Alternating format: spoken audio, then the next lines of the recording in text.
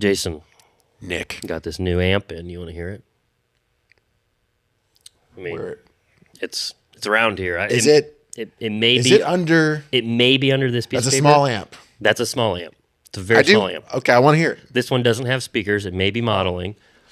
Okay, Amp in a box. That helps a little Those bit. are the hints. That makes more sense. Okay. Because I've never heard that good of an amp. Well, okay, just let me know what you think of this and try to guess what it is. Okay. I really seriously do not think you'll get it. Because this sounds so much better than what I've been told. Is it because I'm not very good at guessing amps? Yes. All right. To be honest, that's the real reason. But okay, I got this. All right, here we go. Try this out. Okay. I thought you were going to play Welcome to the Jungle for a second, in which case I'm going to say Marshall. No, just keep listening. I went Hillsong instead, so that's different.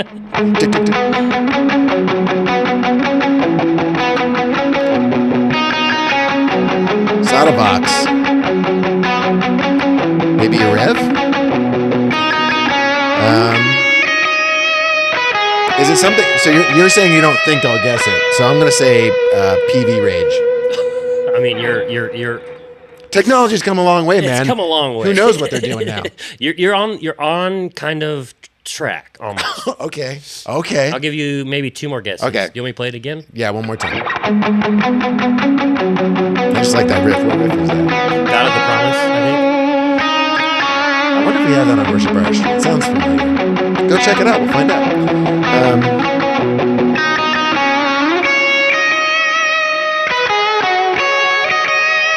Because you said I won't guess it, like it's not an orange.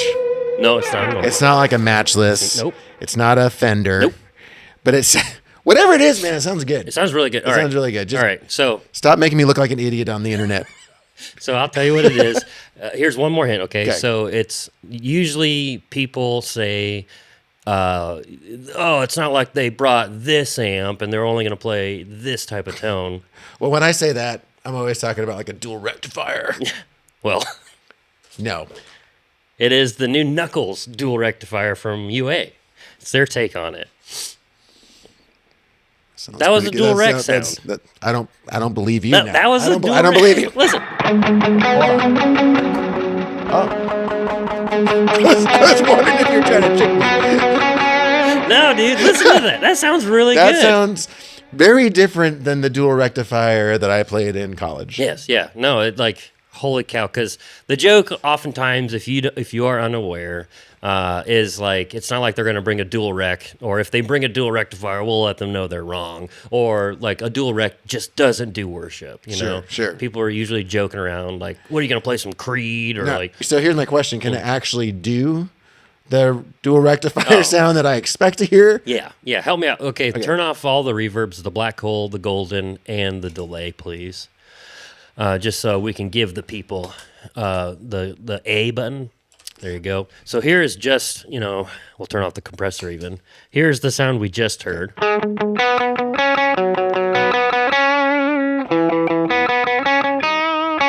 So that's the sound we just heard. It's a good bass sound. Yes. And you asked if it can still do the thing. Can it still do the thing that everybody actually who wants one of those amps wants it to do? And this right here, okay, this is a perfect, I'm going to go into, we'll play that sound, I promise. Okay. But this is why I think this thing is so good for worship, actually, because we can get a very usable worship tone out of that. Like, like it's just clean sounding. It may not be like super chimey, like a matchless or anything like that, but it does clean very well. It takes pedals really well. Right now, we do have it in the middle of the chain, so right before all the wet effects, because it sounds great going into it as well. But I wanted to show you the high gain with effects too. Sure. And we all know it does sound better in the middle of it. So anyway, it does do worship sounds, in my opinion, very, very good clean tones as like a pedal platform styled amp. Now, when I say that, I don't mean it's the perfect pedal platform out there, but it does a very good job. You just heard that. It sounded very good. Legitimately. I did not think it was that. Legitimately, he did it. So, going into this sound, are you prepared for your... Okay. Here we go. That sound... Do you have that? That was awesome. What? Or you could... What is it?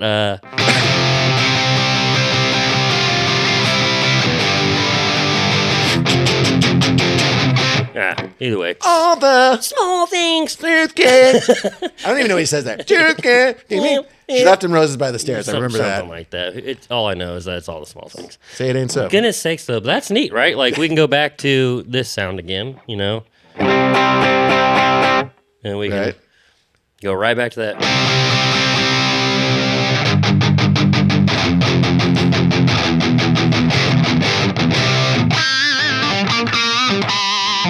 Yeah. I mean, it does it all. Yeah, it does the pinch harmonics. It does. And you can even get, so that was like the most modern sound that it can get. And we went from clean to modern, but it does something in between as well. It does a vintage voice thing as well. It sounds very, very neat. So you have 3 totally different sounds just right there. And then you change all your cabs. You can do all of that. What's really neat, though, really opens up these pedals is if you get the aux stomp for it as well. There's just so many more cabs in there. You can do different microphone configurations and so forth. But having the app, I've read a lot of people don't like that because it's like, I got to have the app open to change all through my presets and whatever. Count me as somebody who thinks about that. Sure. I don't care about that personally because, like, if you go into the app, you're really going to see, like, noise gate stuff and then some weird things. Like, you can change out your tubes. You can change the rectifier. You can change the power mode. So things that you're not up there going like, hold on, let me do that. It doesn't sound good until I do this. It's more like you're tweaking and then you're like, oh, that's that preset. Correct. Yeah. Can you cycle through those presets with the pedal? No, you only have on and then one preset. And so right now we're in preset mode, and that's why I have the app open just to switch easier. But how I would use this is just have it on. Like that would be like probably my lower gain sound. And then my preset would be the high gain sound if I wanted that. But I'm trying to think of this through the guise of I'm going to use this for Sunday mornings, and then I want to come home and play some punk rock. You know? Wait, what? I know. What did you just say? I play other things. So that you have something to repent for on Sunday again? I play other music than just worship music. I'm sorry. I'm sorry. We're going to have a You can pray for 20 minutes every 20 minutes. All right. We'll come back in 20 minutes to talk about that.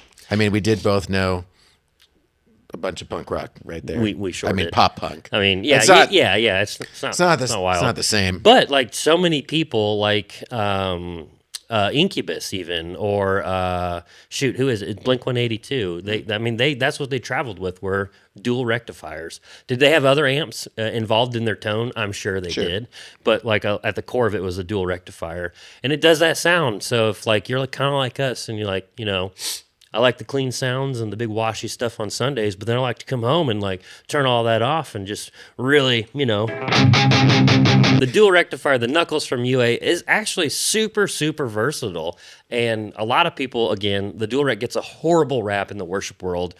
I really still don't understand why. Maybe because it's the diamond, like the metal, diamond plate. And maybe. Like, it kind of looks a little redneck to me. I mean, I did play a dual rectifier on a worship album in like the year 2000. Did you say you liked it? It was the biggest amp that was available Probably at the the time. heaviest one. Yeah, too. you know, so yeah. I mean, it was just kind of like, this is the best one because it's the loudest. Right, yeah. You know, and I probably wouldn't say that anymore, but Gotcha. It wasn't bad. I actually played in like a rap metal group for a little, just for a couple gigs, and that also got to use that amp, and I had to learn all kinds of stuff that I did not normally listen to. Interesting, yeah. But it was Christian. Wow. Rap a metal lot of Christian. Yeah, it was a lot of in the 2000s. In the year 2000. Well, really quick, let me just tell you how I set up this bass tone. It's actually pretty interesting, I think, because I won't be able to show you on the controls because they've all changed. Because what's neat is I can put it into this alt mode, and then everything that's in parentheses or the brackets. Now that's what the parameters I'm adjusting. I go back to amp and I change like bass, mids, trebles, gain, presence, and output. And so I have it on a clean channel. The gain's pretty low, I remember. But one thing that I'm doing, and I love that UA did this, they put like a tube screamer styled pedal in there.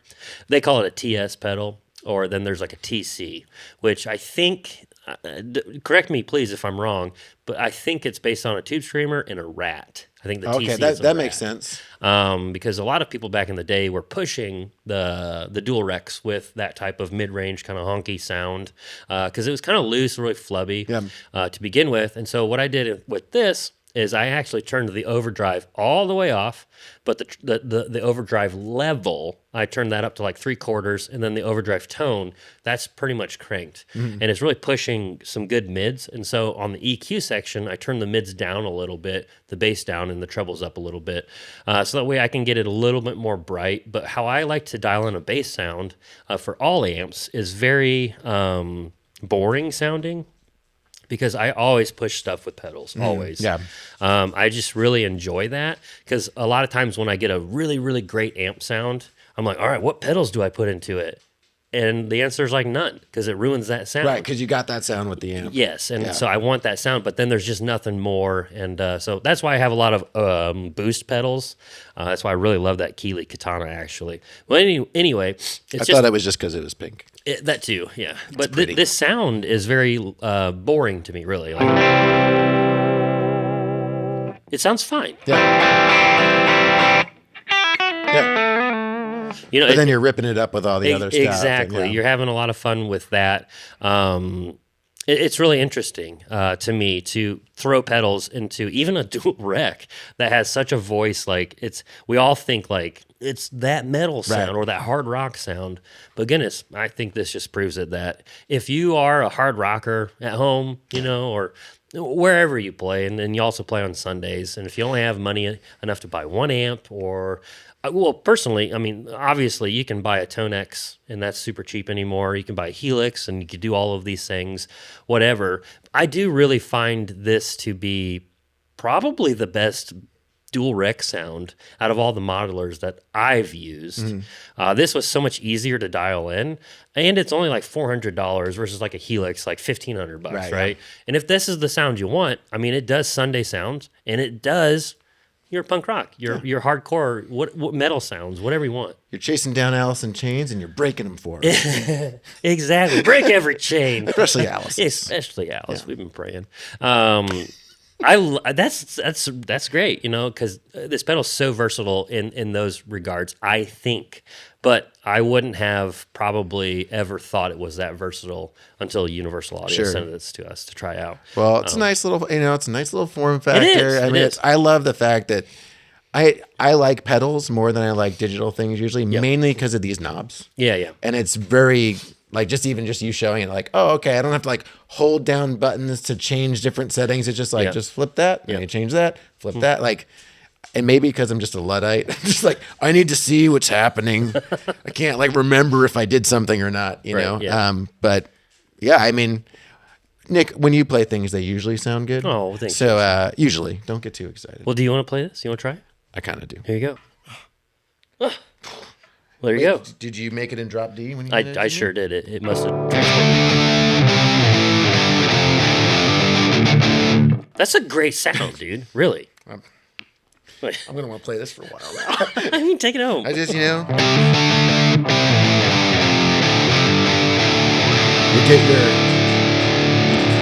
touching my Seattle side. There you go. You know. Dude, that's awesome.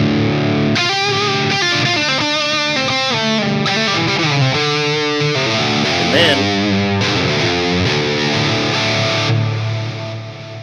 now you got all kinds of stereo effects.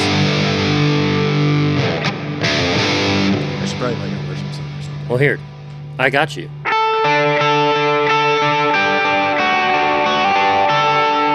I mean, that's the tone. That's stupid. That is. That's amazing. Here.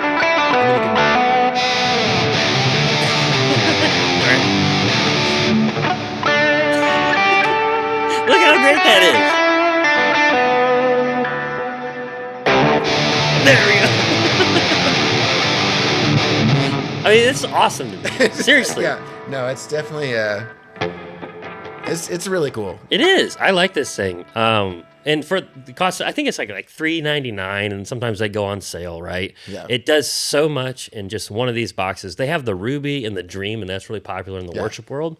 And I like those. Yeah. I really do. And if you have Spark, I think even Yeah, they just added that and Lion. Yeah, and it sounds which I'm wondering if Knuckles will find its way on. Oh, I'm sure it will. But they sound awesome, but like you cannot do that big overdriven sound from the amp with the Ruby, with the Dream, or even the Lion. Like you can because it's more, Marshally, whatever. But like this one just does that sound. Yeah.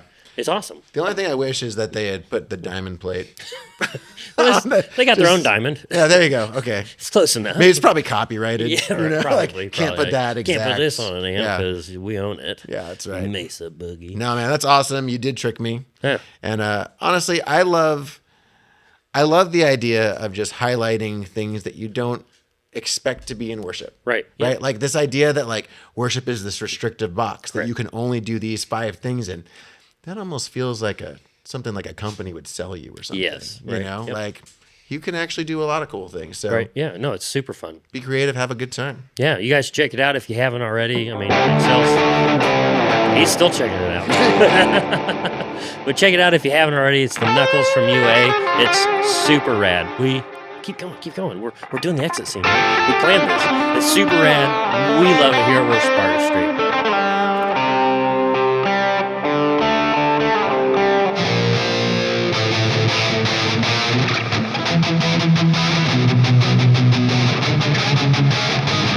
Do you have the time? It would be a lot easier if I didn't put in drop D.